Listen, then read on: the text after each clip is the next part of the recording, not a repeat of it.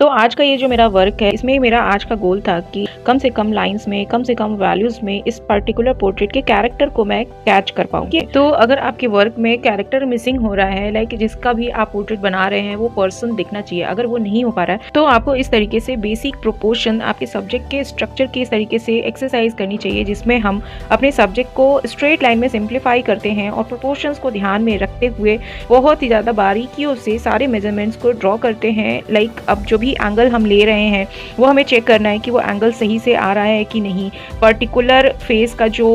Width है comparatively कितना है, अगर हमारा हाइट इतना बड़ा है तो विड्थ कितना बड़ा है, दोनों आईज के बीच का डिस्टेंस मेंटेन है कि नहीं, फोरहेड का पोर्शन, नोज का पोर्शन, नोज से लेकर चिन तक का पोर्शन, ये सारा एग्जैक्ट मैच हो रहा है कि नहीं। लाइक इन सारी चीज़ों को जब हम कंपैरेटिव मेजरमेंट्स के थ्रू ड्रॉ करते हैं और फिर उसके बाद जो बेसिक लाइट के एंगल को देखकर लाइट एंड शैडोज में सेपरेट करके और ऑब्जेक्ट के एक पर्टिकुलर स्ट्रक्चर के ऊपर जब हम फोकस करते हैं और इस स्टेज में जब आपके फेस का स्ट्रक्चर मैच होता है और उसके बाद जब आप इसमें जब वेरिएशंस बढ़ाते हैं वैल्यूज के बीच में, उसके बाद जब हम धीरे धीरे वॉल्यूम के ऊपर काम करते हैं, वॉल्यूम को कैप्चर कर पाते हैं, तो अपने आप हमारा फेस का जो कैरेक्टर है वो हमारे वर्क में दिखने लगता है। अगर आप पूरे प्रोसेस को बहुत ही ज्यादा डीपली समझना चाहते हैं और अपनी art and drawing and painting skill को इम्प्रूव करना चाहते हैं तो you can join my upcoming batch. Just DM me on this WhatsApp number and just follow this account to see more such art related videos.